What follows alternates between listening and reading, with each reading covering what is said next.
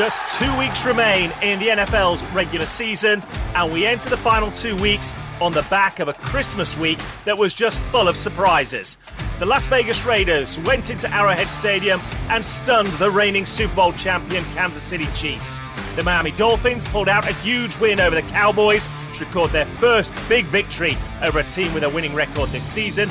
And how about that Baltimore Ravens defense going into the Bay Area and dominating San Francisco? For the show on Christmas week, we went 2-1 against the line. That's right, another week with a winning record as the Detroit Lions and the Las Vegas Raiders came up smelling of roses. Not so good, though, with the Cincinnati Bengals, who were taught something of a footballing lesson by their AFC North rivals, the Pittsburgh Steelers. It all means for the season, the show's record continues to be a winning one, 26-22 against the line set by the odds makers. It means we're in for an exciting final couple of weeks, 6 games to pick over the next 14 days. Let's get the first 3 up on that board as we turn the page and head into Week 17 in the NFL. Graves on Gridiron with Richard Graves. Welcome along to the show. I am your host, Richard Graves. This is Graves on Gridiron. 16 weeks already in the books, and there's all still to play for the vast majority of teams in the National Football League this season. For the show, 26-22 against the line. If you are new to the show, welcome along. Great to have you with us, even at this late stage in the regular season. Let me very quickly give you an idea of what that means. The line is what the odds makers set when they look at each matchup. So if you hear that one team is a 3-point favorite, that means that going into that game, for you to beat the odds makers, then that team has to win by more than 3. Alternatively, you can take the underdog and say, well, we'll give the 3-point start. And if they deliver on that, even if they lose outright, that means that you beat the odds makers on that. So 26-22 against the line for the season means that we are 4 games up over the course of the season on the odds makers. 3 games to pick from week 17. And there are huge matchups, whichever way you look, coming into this weekend. Let's start first of all then with the Detroit Lions. That's right, for the first time since 1993, the Detroit Lions are heading into the postseason as division champs, courtesy of their win over the Minnesota Vikings last weekend.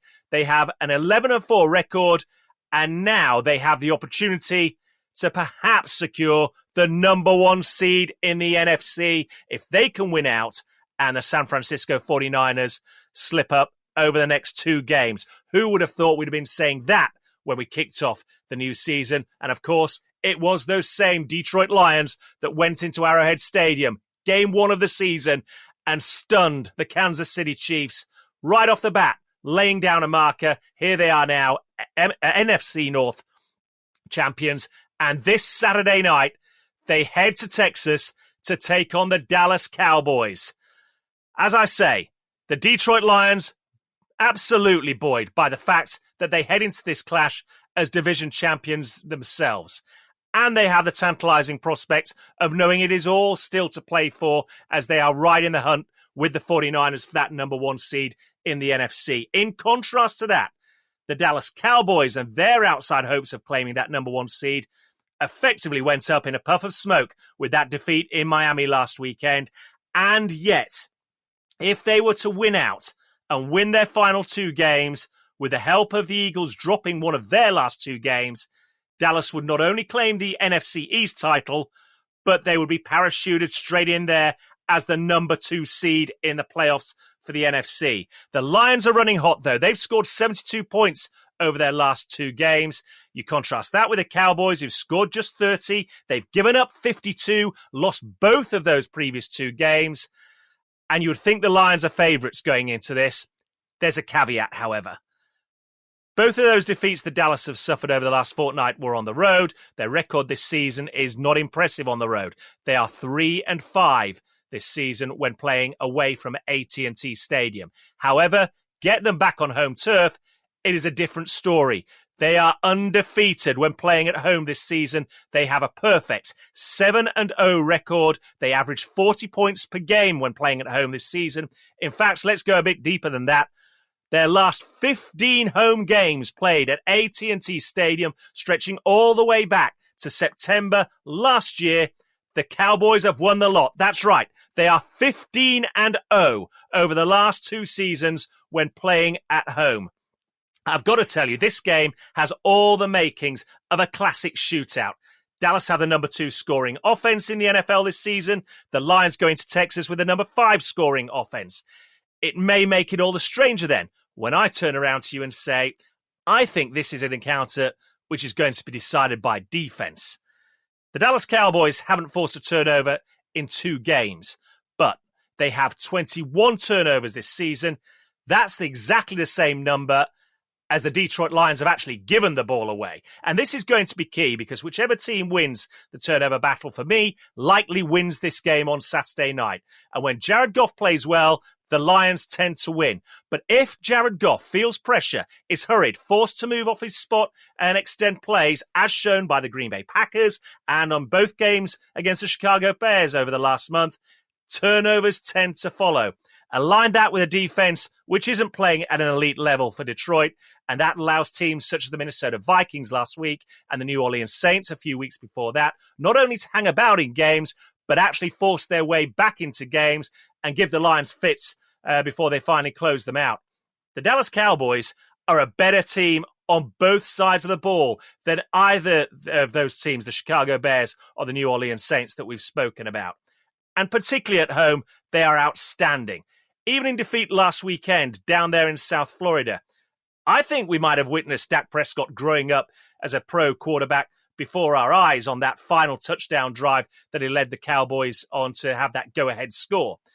The Lions will win this game if they commit to the run. If they don't, if they allow Dak Prescott to pick apart their secondary and Dallas to put points on the board, then you're playing into the strength of the Dallas Cowboys. And if this does become a shootout, it's likely that Detroit relies more on the arm of Jared Goff. In that instance, the Cowboys win this game. All 4 defeats for the Lions this season have been by 6 points or more. The Cowboys are 6-point favorites going into this game. Their home record is outstanding. I think they win. They keep their hopes of the NFC East title alive, and in the process, they cover the spread. Take the Dallas Cowboys at -6. Graves on Gridiron with Richard Graves. Next, we come to what for me is the game of the week in Week 17. The Miami Dolphins head up to the Baltimore Ravens with an 11-4 record to the Ravens' 12-3 record, and it's a matchup which could conceivably decide who goes into the playoffs from the AFC as the number 1 seed. Just like that, it's the Baltimore Ravens now who hold the best record in football. At 12-3, a victory this weekend will ensure that number 1 seed in the AFC and a first-round bye in the playoffs to boot. However, if the Miami Dolphins can pull off a repeat of last season's win in Baltimore, it is them that hold the destiny of the number 1 seed in their very own hands. After taking down the 49ers in San Francisco on Christmas night, Baltimore have understandably been the talk of the NFL this season. And Lamar Jackson, no doubt about it, he is the new favorite to be named the NFL's most valuable player. But it's been a strange few weeks in the NFL. Let me take you back just a fortnight. All the talk was about Dak Prescott and how he was favorite to be named this season's MVP. But back-to-back defeats for the Cowboys have put pay to all that talk. And so last weekend, going into Christmas, the attention and spotlight turned to Brock Purdy, the quarterback for the San Francisco 49ers.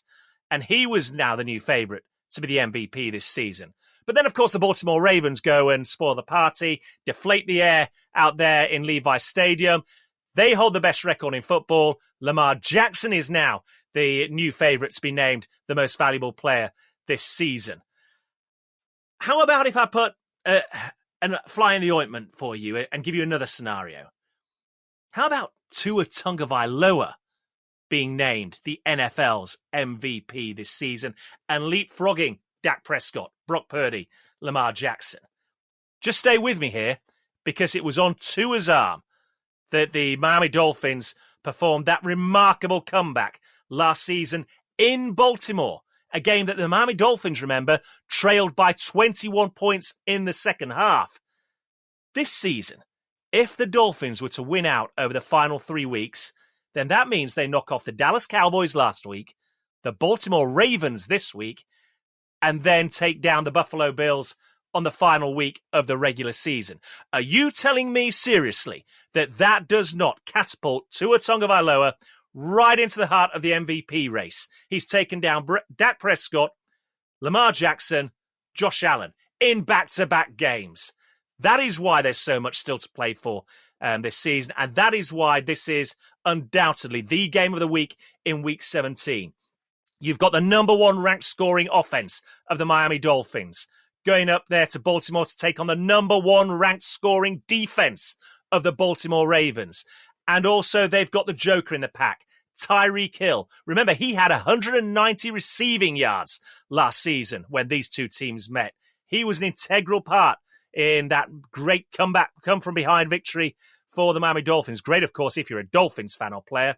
Not so good if you're a Baltimore Ravens fan or player.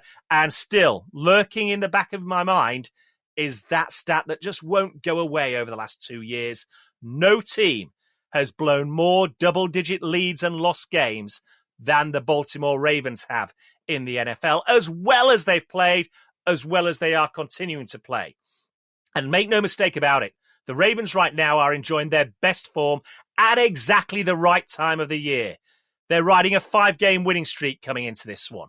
They've just taken down the Niners. Their defense is coming off a game where they grabbed 5 interceptions against Brock Purdy and co. in San Francisco. And despite a raft of injuries, they still lay claim to the number one ranked rushing attack in football. They're averaging 28 points per game. But, and it's a big but, their passing offense ranks 21st, averaging just 212 yards a game through the air. And we've spoken about it on this show before this season. Lamar Jackson, sensational playmaker, at times with his arm, nearly always with his legs, but just occasionally that radar in the passing game goes a little awry. And Miami's explosive offense for me is now key in this game. They are the number one ranked scoring offense. They're the number one overall offense in football this year. Number one in passing, number one in scoring, number one overall, number 5 in rushing. Wherever you look across this Dolphins offensive front, it spells danger. And if the Dolphins can put points on the board and force the ball to be put in Lamar Jackson's hand and make him start making plays with his arm downfield, with Jalen Ramsey and Xavier Howard in the Dolphins secondary, this is where Miami can cause an upset. However, they couldn't do that last week against Dallas. 22-20 was the final score. Despite winning the game, Dallas held them to 22 points and only 1 touchdown in that match. That won't get it done against this Baltimore Ravens side right now. Miami's 5th-ranked run defense has to shut down the Ravens' run game if they're to cause the upset. And that does include Lamar Jackson making plays with his legs, by the way. It's a big ask for me, especially when you've got to go up there in December into Baltimore in their own backyard and get this done. It doesn't get much tougher than this. I actually don't think, despite what the stats say, this is going to be a high-scoring game. I think it will be an upset if the Dolphins manage to get the win, and it will turn what we know or think we know about the NFL and the AFC in particular this season on its head. This, a bit like the Dolphins Cowboys last week, has the makings of a playoff-type atmosphere about it, with the stakes so high, with so much on the line. The line by the odds makers for points this game has been set at 47. I don't think we're seeing a 38-35 type of game in Baltimore this weekend. I think it's far more likely it could be 24-20, that type of thing. So I'm going to take the under on this. The line's set at 47. Take the under for total points. Less than 47 total points in this game. Graves on Gridiron. Okay, the final game of the 3 we've picked from the penultimate week of the regular season is a classic NFC North battle. It's the Green Bay Packers heading to Minneapolis to take on the Minnesota Vikings. Both teams locked with a 7-8 record It is the Sunday night football game. Remember, there is no Monday night football in week 17, and the Packers head into this one as 2-point favourites. The Vikings, meanwhile, come into this clash having lost 4 of their last 5 games. The Packers aren't very much better. They've lost 2 of their last 3. However, last weekend's win for Green Bay in Carolina means that both teams head into week 17, knowing they can still edge into the wildcard spot if either Seattle or the LA Rams were to lose at least one of their final 2 games. And that means there's everything to play for going into this big NFC North clash on Sunday night. Green Bay's win last weekend, to say it was much needed is an understatement. It halted a 2-game losing run. For Minnesota, it does appear, unfortunately, that injuries at quarterback have finally caught up with them. They pushed the Detroit Lions all the way last weekend, but Nick Mullins' 4th interception of the game closed it out for the Detroit Lions. It ended the Vikings' hopes, and this is their issue. The Vikings' defense, for its part, has been transformed this year, but they're playing with an offense that, quite frankly, can't complement them right now. There's been 4 different starting quarterbacks for the Vikings over the course of the first 15 games of the season for them. While for a time it looks as though they might find a way to make it work this season, you have to say in December things have fallen apart somewhat. It does say something about the way Green Bay have played this month that Minnesota start the game as favourites. I've got to say that. I was a little bit surprised, even though it's been played in Minnesota. And you look at the stats, the Vikings have a top 10 ranked offense. The Packers are 17th. The Vikings have the number 3 ranked passing game in the NFL. The Packers are 18th. The Vikings average 21 points per game. The Packers 22. However, Minnesota have given the ball away 30 times this season. Green Bay have given it away half of that. 16 times they've turned the ball over. And if you don't look after the ball, simply you will not win games in the National Football League. And with Aaron Jones and A.J. Dillon running back, splitting the load for Green Bay, it means they're able to establish an element at least of control in the offense, and that has unquestionably helped quarterback Jordan Love in his first season as the full-time starter for the Packers. It's been up and down at times, but the quality he brings to the field could likely end up being the difference in this game. I said it last week, you just cannot trust Nick Mullins at quarterback for me. He threw 4 picks last week. It cost the Vikings the game. If he looks after the ball, they possibly beat the Detroit Lions last week to cause the upset. It's something he hasn't been able to do in his short time since coming in for Josh Dobbs when they ultimately won down in Las Vegas against the Raiders. And I find it difficult to see that that's going to change this week. Jordan Love, ball security, the quality he brings at the quarterback position, ultimately likely to be the difference in a matchup which you have to say is being played between 2 middle-of-the-road teams in the NFL this season. The Packers are 2-point underdogs going into this. I expect them to win the game outright. So take Green Bay to cover at +2. Okay, let's recap on the 3 games that we've picked ahead of this Week 17 slate. First of all, big clash in the NFC at Arlington, Texas, as the Cowboys host the Lions. Take the Dallas Cowboys to cover at -6 with this one. Then it's on to the game of the week. The Dolphins, the Ravens, doing battle up there in Baltimore in the AFC. Number 1 seed on the line for the playoffs. Look at the total points for this one. Expect a playoff-type atmosphere. Expect it to be tense. Take the total points to be under 47 for this game. Before we round off Week 17 on Sunday Night Football in Minneapolis, the Packers and the Vikings. Packers are 2-point underdogs.